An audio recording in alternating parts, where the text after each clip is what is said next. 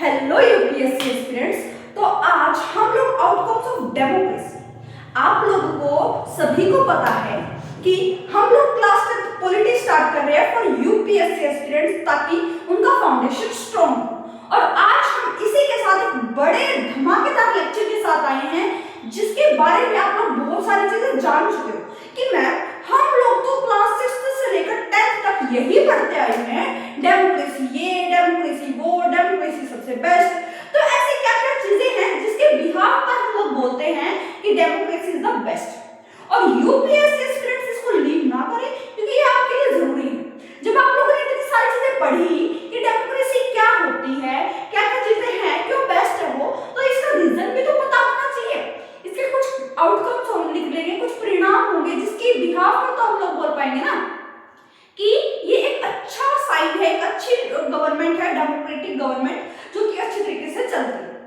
तो आज जैसे कि मैं आपको एक एग्जांपल देती हूँ। एक बच्चा है जो यूपीएससी की तैयारी कर रहा है, अच्छे से कर रहा है, 12 प्लस आवर स्टडी भी कर रहा है, सब चीजें कर रहा है, अच्छे से पीवाईक्यूज लगा रहा है। और एक दूसरा एस्पिरेंट है जिसने बस फॉर्म भर दिया है लेकिन कर कुछ नहीं रहा है, बस अपने आप को धोखे दिए जा रहा है, परिवार को धोखे दिए जा रहा है, काम नहीं कर रहा कुछ। तो क्या वो यहाँ पर क्या हम लोग उसके आउटकम देखकर क्या निकाल सकते हैं? हम लोग उसको देखकर निकाल सकते हैं कि ये यूपीएससी क्लियर कर पाएगा या नहीं? तो उसके कुछ बेसिस होते हैं, कुछ रूल्स होते हैं जिसके बिहाफ पर हम लोग कुछ बोल पाते हैं कि ये क्लियर कर पाएगा या नहीं। तो आज के लेक्चर की धमाकेदार लेक्चर की करते हैं शुरुआत और धमाकेदार माइंडसेट के साथ आज इस लेक्चर को स्टार्ट करते हैं, ठीक है? तो जो आउटकम्स ऑफ डेमोक्रेसी होता है, डेमोक्रेसी हमने क्या बताया था आप लोग को कि डेमोक्रेसी एक लोकतांत्रिक देश, एक ऐसा लोकतंत्र जहां पर लोग जो है अपनी सरकार को चुनते हैं, अपनी सरकार को चुनते हैं और लोगों के हाथों में पावर होती है, उनको इक्वली रिस्पेक्ट दी जाती है, इक्वल अपॉर्चुनिटी दी जाती है, उनको बोलने का मौका दिया जाता है, फ्रीडम दी जाती है, इक्वालिटी दी जाती है, पार्टिसिपेशन करने का मौका दिया जाता है। ये सारी बहुत सारी चीजें हमने डेमोक्रेसी के फीचर्स के बारे में पढ़ा है। तो आज हम लोग देखेंगे कि डेमोक्रेसी के आउटकम्स क्या निकलते हैं, परिणाम क्या होते हैं। तो बिल्कुल स्माइल के साथ इस लेक्चर की शुरुआत करते हैं और स्टार्टिंग में स्माइल फेंक के दो, स्माइल होनी चाहिए आपके चेहरे पर, तभी मैं इस लेक्चर को स्टार्ट करते हैं अच्छे धमाकेदार लेक्चर के साथ, क्योंकि स्माइल होगी, हल्की सी स्माइल जरूर रखें, कितनी भी कठिनाइयां हो, कितनी भी बुराइयां हो, लेकिन जब तक स्माइल नहीं आएगी ना आपके चेहरे पर, आपको खुशी, ये खुशी लानी है, अपने अंदर ये जज्बा लाना है कि हम कर सकते हैं, हम बिल्कुल कर देंगे इस चीज को। तो इसी जज्बे के साथ स्टार्ट करते हैं हम अपना लेक्चर। तो करते हैं स्टार्ट। तो आउटकम्स ऑफ डेमोक्रेसी यानी कि लोकतंत्र के परिणाम। लोकतंत्र जो हमारे देश में जो लोकतंत्र है, हमारा जो देश है वो डेमोक्रेटिक कंट्री है, तो इसके क्या आउटकम्स निकलते हैं, हमने इसी को क्यों अपनाया, इसके बारे में आज हम लोग चीजें जानेंगे। तो हम इस चैप्टर में क्या पढ़ने वाले हैं, what will you learn, what will you learn, हम इस चैप्टर में क्या पढ़ने वाले हैं, ध्यान से देखना। How do we assess democracy, हम लोग किस चीज के बिहाफ पर बोल सकते हैं कि ये डेमोक्रेसी जो है अच्छी है। हम कैसे जज करेंगे किसी को, हम कैसे जज करेंगे, उसके रूटीन पर ही तो जज करेंगे ना कि ये कैसा चल रहा है, क्या चीजें हैं, क्या आउटकम्स निकले, तभी जज कर पाएंगे। तो सबसे पहला आता है how do we assess democracy. हम डेमोक्रेसी लोकतंत्र देश, एक लोकतंत्र में कैसे पता लगाएंगे कि एक अच्छा साइन है या नहीं डेमोक्रेटिक कंट्री का। अब आता है एक्सपेक्टेड वर्सेस एक्चुअल आउटकम्स।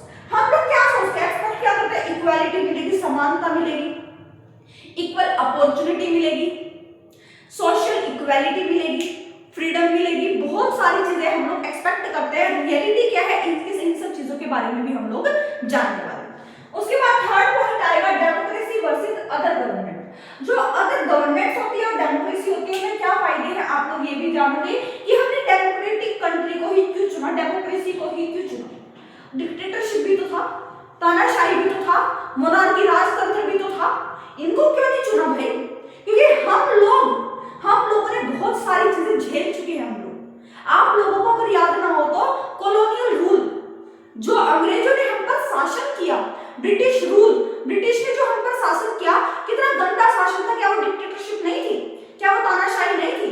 क्या वो एक तरह का राजतंत्र टाइप नहीं था? हम लोग देख चुके हैं क्या क्या चीजें होती हैं, ठीक है? तो आज हम लोग इसके बाद कुछ आउटकम्स भी देखेंगे, कुछ परिणाम भी देखेंगे, जैसे अकाउंटेबिलिटी, डेमोक्रेटिक कंट्री में अकाउंटेबिलिटी होती है, जवाबदेही होती है, इकोनॉमिक ग्रोथ होती है, यानी कि इकोनॉमी, आर्थिक जो ग्रोथ, विकास होता है वो होता है। उसके बाद इनइक्वालिटी, कुछ प्रॉपर इनइक्वालिटी भी होती है। उसके बाद फ्रीडम एंड डिग्निटी, यानी कि आजादी होगी, डिग्निटी यानी कि गरिमा होगी। इन सब चीजों के बारे में हम लोग पढ़ेंगे। और लास्ट में हम लोग चेक करेंगे, लास्ट में हम लोग देखेंगे कि क्या देखेंगे कि हम लोगों ने PYQs को कैसे इंटीग्रेट करके पढ़ना है, कैसे हमें उनको अटैच करना, क्लास 10th पॉलिटी को कैसे UPSC लेवल तक लेके जाना है, ये सब चीजें भी आज इस लेक्चर में हम लोग देखने वाले हैं। तो आपके लिए बहुत बेनिफिट लेक्चर ये होने वाला है, तो बिल्कुल स्माइल के साथ पढ़ते हैं। ओके, तो यहाँ पर क्या है, how do we assess democracy. Democracy कैसे पता लगाएंगे हम लोग, किसके बेसिस पर, किस बिहाफ पर हम लोग पता लगाएंगे कि अच्छा है या बुरा है। Democracy is not judged only by election. Democracy को हम लोग सिर्फ इलेक्शन के बेसिस पर जज नहीं कर सकते।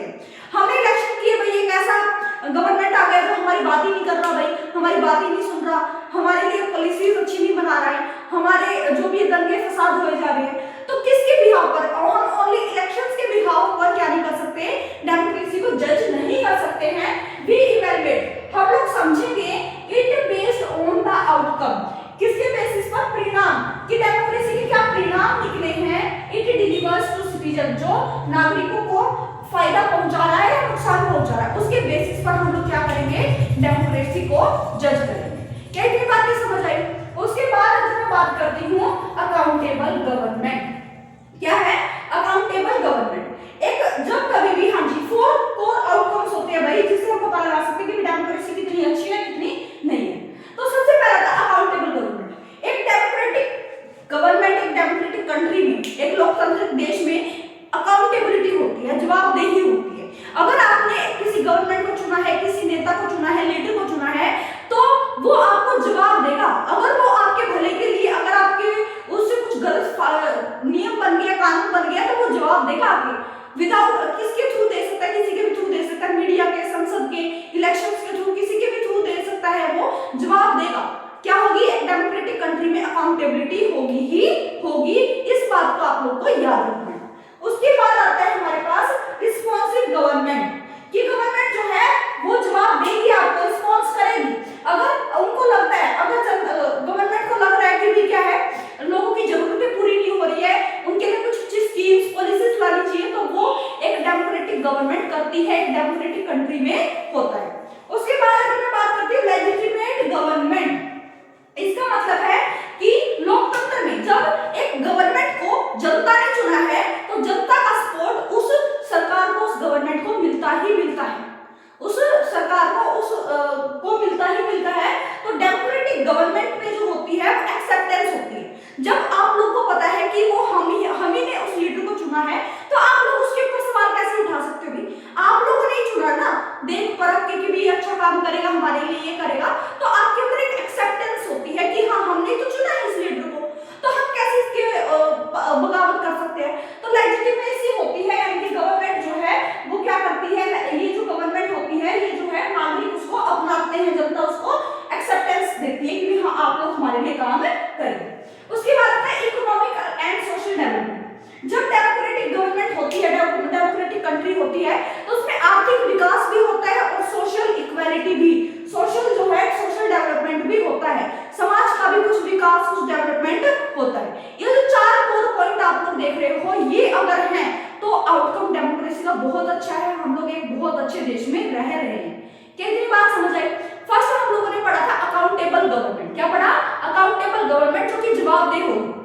सेकंड पढ़ा रिस्पॉन्सिव गवर्नमेंट, अगर लगता है कि जनता को प्रॉब्लम आ रही है, देश की जनता भाई भूखी मर रही है, फिर कुछ ऐसी चीजें आ रही है, तो कुछ ना कुछ जो है गवर्नमेंट जो है वो क्या करेगी, वो कुछ पॉलिसी स्कीम्स बनाएगी जिससे जनता को राहत मिल सके, रिस्पॉन्सिव गवर्नमेंट होगी। जैसे मैं आप लोगों को बताती हूँ, एक आपदा पड़ी थी कोविड-19, क्या था, कोविड-19 2019 में आया था, कितनी तबाही मचाई थी कोविड-19 कोरोना ने, बहुत सारी चीजें गई, ऑक्सीजन की कमी हो गई थी, इधर से उधर जा रहे तो किसी को भी कोरोना फैल रहा है। तो इस स्थिति में सरकार ने जनता को संभाला, अपने आप को संभाला, देश को बिगड़ने नहीं दिया बिल्कुल भी, एक साथ बिल्कुल कोऑर्डिनेट करके इस चीज को संभाल लिया। तो वहां पर आप लोगों को क्या देखने को मिला, सरकार अकाउंटेबल भी थी, रिस्पॉन्सिबल भी थी और लेजिटिमेसी भी थी, यानी कि वो जवाबदेह विवेकता भी थी। यानी कि इसका मतलब है कि जनता ने जब एक सरकार को चुन लिया है तो वो उसको एक्सेप्ट भी करती है कि हाँ ये हमारे लीडर्स है, अगर वो कुछ पॉलिसीज कुछ रूल्स बनाते हैं तो ये हमारे लिए क्या जरूरी है और हमें इसको एक्सेप्ट करना पड़ेगा। क्या इतनी बात समझ आती है? उसके बाद अगर हम एक्सपेक्ट वर्सेस एक्चुअल आउटकम्स देखें, यानी कि जो हम एक्सपेक्ट करते हैं और जो रियल में होते हैं, इसके बारे में भी आज आप लोग जानेंगे। आप लोगों ने डेमोक्रेसी को बहुत अच्छा माना है, आप लोगों ने डेमोक्रेसी को बहुत अच्छा माना है कि डेमोक्रेसी ये है, डेमोक्रेसी वो है, इसमें कोई भी कमियां नहीं है, लेकिन कुछ रियल एक्सेप्टेंस भी तुम्हें रखनी पड़ेगी। जो एक्सपेक्ट आप लोग कर रहे हैं कुछ उससे नीचे भी होगा। अब आप लोग देखोगे कि डेमोक्रेसी कैसे एक्सपेक्टेशन से नीचे जाती है, ध्यान से देखना। पीपल एक्सपेक्ट, लोग क्या एक्सपेक्ट करते हैं? क्विक डिसीजन मेकिंग, जल्दी से जल्दी फैसले। अगर हमारे देश में कोई आपदा पड़ गया, फिर कुछ हो गया, जल्दी से जल्दी डिसीजंस लेने पड़ते हैं, लेकिन हमारा जो गवर्नमेंट है, हमारी जो सरकार है, हमारा जो देश है, वो किसके बिहाफ पर चलता है? डिसीजंस, निर्णय कैसे लिए जाते हैं? On the basis of debates, on the basis of debates argument, debates के बेसिस पर जो है डिसीजंस लिए जाते हैं ताकि वो थॉटफुल निर्णय हो, थॉटफुल डिसीजन हो, किसी जनता को परेशान ना करे वो रूल्स, ठीक है। उसके बाद आता है हमारे पास, तो यहाँ पर रियलिटी क्या होगी? हमारे पास स्लो डिसीजन होते हैं, जो निर्णय होंगे वो धीमे होते हैं, धीरे चलते हैं, लेकिन यहाँ पर लोगों की एक्सपेक्टेशन क्या होती है कि क्विक डिसीजन होने चाहिए। क्या होना चाहिए? क्विक डिसीजन होने चाहिए, जल्दी में डिसीजन होने चाहिए। उसके बाद आता है इकोनॉमिक ग्रोथ। लोगों को लगता है कि एक लोकतांत्रिक देश में इकोनॉमिक ग्रोथ सबसे ज्यादा बढ़ती है, बहुत जल्दी बढ़ती है, यानी कि आर्थिक स्थिति जो होती है, आर्थिक विकास जो होता है वो सबसे ज्यादा बढ़ता है। आर्थिक विकास यानी कि पैसा, पैसा हमारे देश का डेवलपमेंट सबसे ज्यादा होता है ये डेमोक्रेटिक कंट्री में। और उसके साथ साथ इक्वालिटी भी मिलती है, समानता भी मिलती है एक डेमोक्रेटिक कंट्री में, ये आप लोग की एक्सपेक्टेशन होती है। लेकिन रियलिटी क्या है? परसिस्टेंट इनइक्वालिटी, आज भी असमानता हमारे देश में है। एक लोकतंत्र देश में असमानता है। हम मान सकते हैं कि हमें पॉलिटिकल इक्वालिटी मिली है, राजनीतिक समानता मिली है, 1 पर्सन 1 वोट 1 वैल्यू यूनिवर्सल एडेड फ्रेंचाइज है, लेकिन क्या आज हमारे समाज में हर एक व्यक्ति को इक्वल रिस्पेक्ट मिलती है? आप लोग देख लो हमारे समाज में किस किस के बेसिस पर डिस्क्रिमिनेशन होते हैं, भेदभाव होते हैं, on the basis of caste, religion, birth, place of birth. तो इन सभी बेसिस पर क्या होता है? डिस्क्रिमिनेशन होता रहता है। तो हमें इक्वालिटी तो नहीं मिली, सोशल इक्वालिटी तो नहीं मिली, पॉलिटिकल मिल गई है, पॉलिटिकल इक्वालिटी मिल गई है, लेकिन सोशल एंड इकोनॉमिकल इक्वालिटी नहीं मिली। आर्थिक, आप लोग देखो हमारे पूरे देश में गरीब की जनसंख्या बहुत ज्यादा है, लेकिन अमीर बहुत कम है। अगर मैं आप लोग को बताऊं, अमीर और अमीर होते जा रहे हैं और गरीब होते जा रहे हैं, वो स्ट्रगल कर रहे हैं, परिश्रम कर रहे हैं, बहुत ज्यादा मेहनत कर रहे हैं। तो यहाँ पर क्या देखने को मिल रहा है? जो हम एक्सपेक्ट करते हैं वो रियलिटी में होता नहीं है। इनइक्वालिटी भी हमारे देश में प्रेजेंट है, आप लोग देख सकते हो इस चीज को। हाँ जी, तो यहाँ पर आप लोग क्या देखने को मिलेगा? अकाउंटेबल। तो सबसे पहले यहाँ पर आपको समझ आया एक्सपेक्ट हम लोग क्या कर रहे थे और एक्चुअल आउटकम्स क्या निकलते हैं। अकाउंटेबल यानी कि उत्तरदायी, अकाउंटेबल यानी कि उत्तरदायी। हमारी जो गवर्नमेंट होता है, हमारा जो देश जो डेमोक्रेटिक है कंट्री है, वो अकाउंटेबल होगा। क्या होगा? अकाउंटेबल होगा, जवाबदेह होगा। सेकेंडली क्या होगा? रिस्पॉन्सिव होगा। और थर्ड क्या होगा? थर्ड होगा लेजिटिमेसी होगा, वैधता होगा। तो इन सब चीजों के बारे में आप लोग यहाँ पे जानो। तो अकाउंटेबल होता है उत्तरदायी, रिस्पॉन्सिव होता है प्रतिक्रियाशील और लेजिटिमेट होता है वैधता, ठीक है। तो यहाँ पर देखते हैं अकाउंटेबल क्या होता है। अकाउंटेबल होता है government is answerable to people through elections, media, institutions. बेटा अगर गवर्नमेंट ने ऐसी कोई चीज, स्कीम्स, ऐसी कोई पॉलिसीज, ऐसी कोई लॉ कानून बना दिया जिसमें क्या हो रहा है, जिसमें क्या हो रहा है कि जनता की जो है बात नहीं मानी जा रही है या फिर उनके कानून जो है वो गलत बनाए गए हैं, तो यहाँ पर गवर्नमेंट जो है वो रिस्पॉन्सिबल होती है कानूनी तौर पर। जो है यहाँ पर आप लोगों को क्या देखने को मिलता है कि जो गवर्नमेंट होती है वो रिस्पॉन्स करेगी, वो क्या करेगी? आंसर देगी, भाई हमने इस वजह से पॉलिसी, ये तो कानून बनाया है, ठीक है। तो वो आंसर करेगी, किसी के थ्रू हो सकता है, मीडिया के थ्रू हो सकता है, या फिर इंस्टीट्यूशन यानी कि संस्थाओं के थ्रू हो सकता है, जैसे हमारे देश में क्या पार्लियामेंट है, जुडिशरी है। तो और उसके साथ साथ हमारे पास इलेक्शंस, चुनावों के थ्रू भी हम ये जो जब ये गवर्नमेंट है जो है वो जवाब देती है। उसके बाद अगर मैं बात करती हूँ रिस्पॉन्सिव, रिस्पॉन्सिव यानी क्रियाशील होगी, क्या होगी, प्रतिक्रियाशील होगी। वो जो अगर लगता है कि जनता परेशान हो रही है या उनको कुछ पॉलिसी स्कीम्स की जरूरत है, जनता के अकॉर्डिंग, जनता की डिमांड के अकॉर्डिंग जो है गवर्नमेंट जो है वो पॉलिसी स्कीम्स बनाती है ताकि हमारे देश की जनता को कोई प्रॉब्लम ना हो। उसके बाद आता है लेजिटिमेट, क्या आता है, लेजिटिमेट। लोकतंत्र में सरकार को जनता का समर्थन मिलता है, लोकतंत्र में सरकार को जनता का समर्थन मिलता है। इसका मतलब क्या है, आप लोग देखिए, अगर आप लोग मुझे चुनते हैं, अगर पूरा देश मुझे चुनेगा तो आप लोग मुझे एक्सेप्ट करोगे ना। जब आप लोगों ने ही मुझे चुना है कि हमारे लिए जाके कानून बनाइए, तो आप लोग मुझे एक्सेप्ट करोगे कि जब आप लोगों ने ही भेजा तो आप लोग मुझे एक्सेप्ट करोगे ना, आप लोग मुझे रिस्पेक्ट दोगे ना। तो वही है, जब आप लोगों ने मोदी सरकार को चुना है, बीजेपी को चुना है, तो आप लोग उनको एक्सेप्ट भी करो, फिर एक्सेप्टेंस भी रखो कि भी हाँ वो हमारे लिए अच्छे डिसीजंस लेंगे। तो यहाँ पर क्या है, लेजिटिमेट यानी कि लोकतंत्र में सरकार को जनता का समर्थन मिलता है। Democratic government enjoy legitimacy and acceptance. Democratic जो गवर्नमेंट होती है, लोकतांत्रिक जो सरकार होती है, वो एंजॉय करती है लेजिटिमेसी को। क्यों करती है, क्योंकि यहाँ पर क्या हो रहा है, जनता उनको एक्सेप्ट कर रही है, वो मान रही है कि हाँ हमने ही आपको चुना है, आप जाके हमारे लिए निर्णय लीजिए, और वो एक्सेप्ट करती है आप लोग, समझ आए। उसके बाद आता है हमारे पास इकोनॉमिक ग्रोथ एंड डेवलपमेंट। आर्थिक जो ग्रोथ होनी चाहिए, बढ़ोतरी, विकास होना चाहिए, इसमें डेमोक्रेटिक कंट्री का क्या हाथ है, मैं आपको बताती हूँ।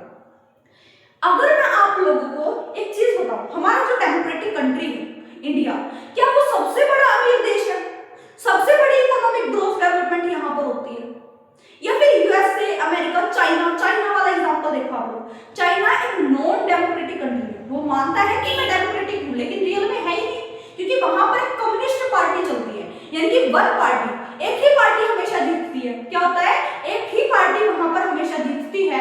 तो यहाँ पर क्या है, जब इलेक्शन चूज ही नहीं है, हमने क्या बोला था डेमोक्रेसी में, एक मैंने विशेषता बताई थी कि चॉइस होनी चाहिए, क्या होनी चाहिए, चॉइस होनी चाहिए, लेकिन चाइना में कोई चॉइस नहीं है, एक ही पार्टी हमेशा रूल कर रही है।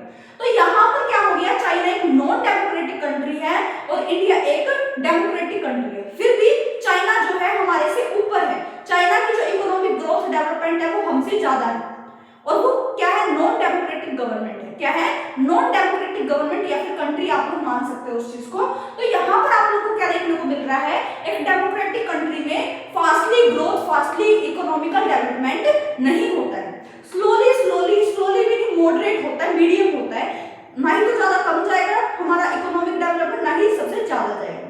क्या ये बात समझ आती है।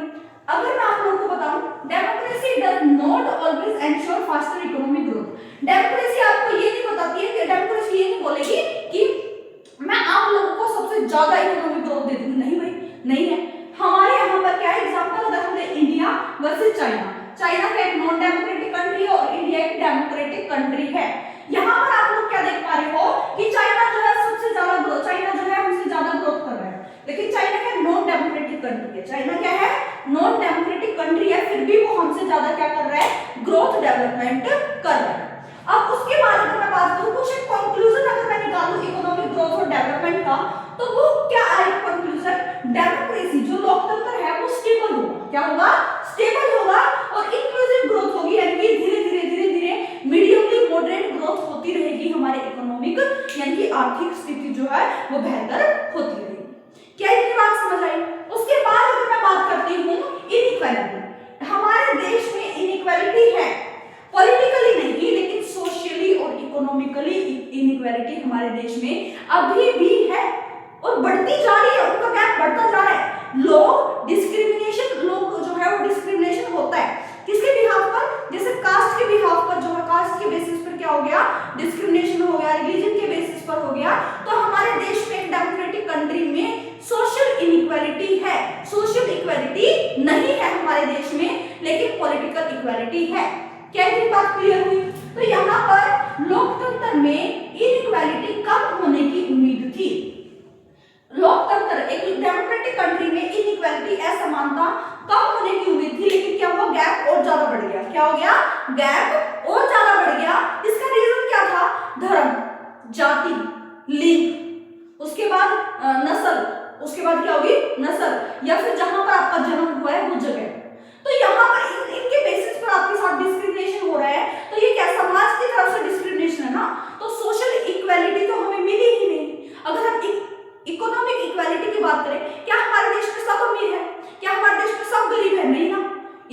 है, कोई ज्यादा ही गरीब है, एक वक्त की रोटी भी नहीं खा पा रहा, मुश्किल से खा रहा है, किसी के पास इतना धन है कि वो पूरी उसको खिला दे, पूरी 7 पुश्तों को खिला देगा बैठा बैठा के खाना।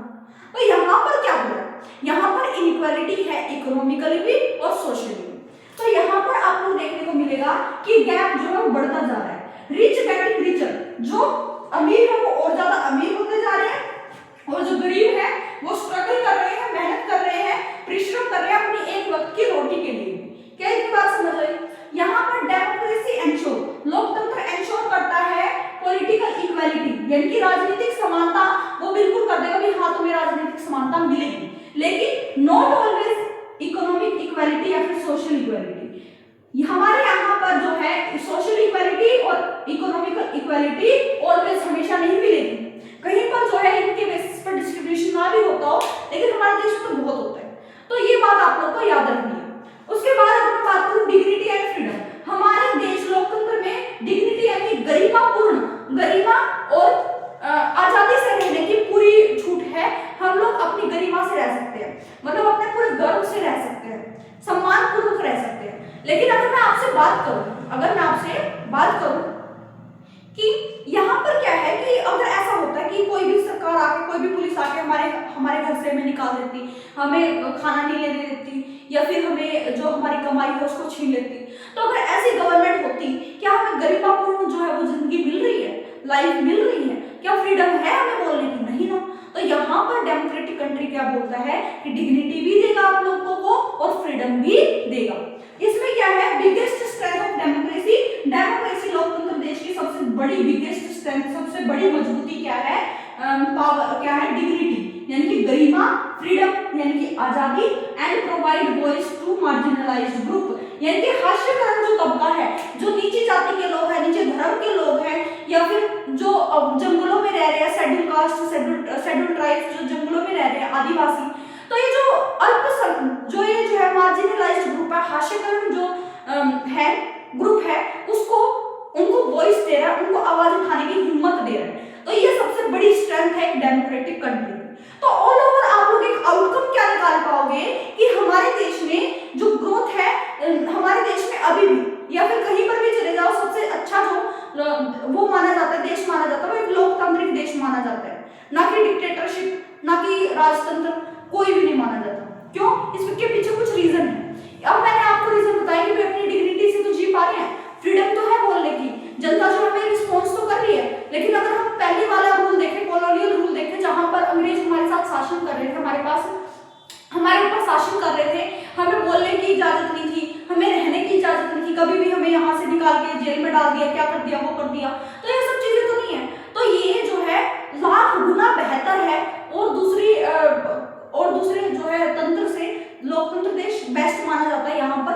तो यहाँ पर आप लोगों को ये चैप्टर समझ आया होगा कि क्या बोलने की कोशिश कर।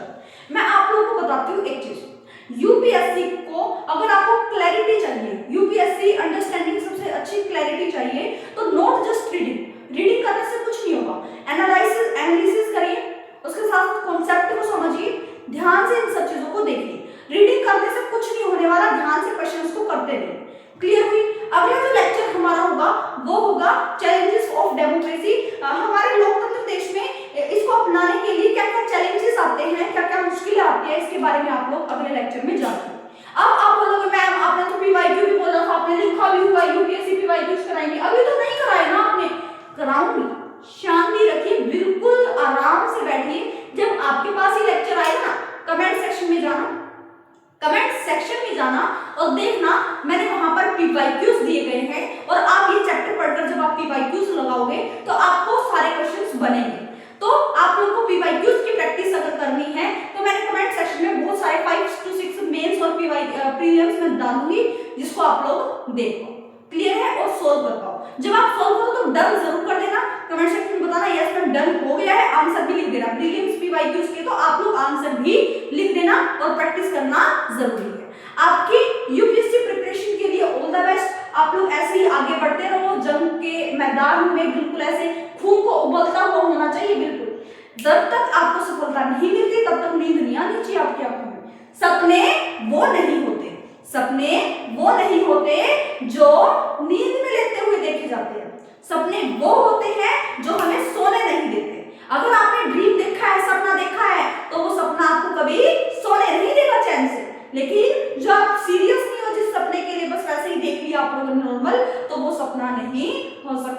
याद रखना, गोल होता है गोल। ड्रीम क्या होता है कि हम सोते हुए देख लिया, गोल क्या होता है, लक्ष्य है। अर्जुन ने किसकी आंख देखी थी, मछली की, और उसने वहीं पर निशाना लगाया क्योंकि उसने दृढ़ निश्चय कर लिया था कि मैंने वहीं पर निशाना लगाना है। तो कंसिस्टेंसी से बने रहे। अगले लेक्चर में हम लोग अगले नेक्स्ट चैप्टर के साथ मिलते हैं, तब तक के लिए टाटा बाय बाय।